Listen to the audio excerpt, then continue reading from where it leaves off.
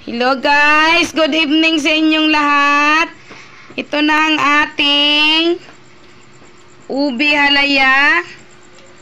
Gawa na siya guys, mainit na mainit pa. Look at na ubi halaya, napakayami.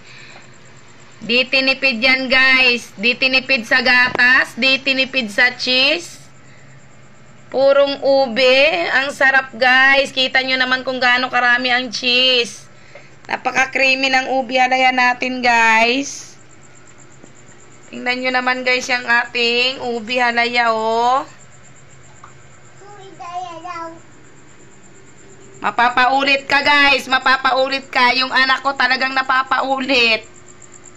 Napakayami niya, guys. Sa mga o-order dyan, mag-mine na kayo, mag-PM na kayo.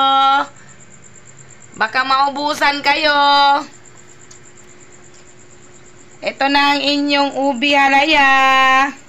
Sa mga nagpa-reserve, sa mga nag-order, ito na po iyon. Main na po kayo, ubi halaya. Di po tinipid sa cheese yan, di po tinipid sa gatas yan. Pag natikman nyo po yan, napakasarap po nyan. Ayan po, ubi halaya kayo dyan.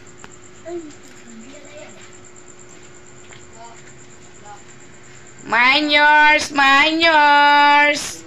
Ubi halaya, mine na kayo.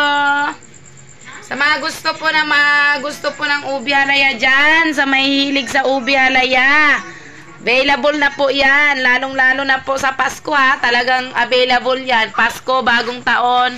Pag natikman nyo po yan, pwede po kayong umorder sa akin. Mine, ubi halaya po. Di tinipid sa cheese, di tinipid sa gatas.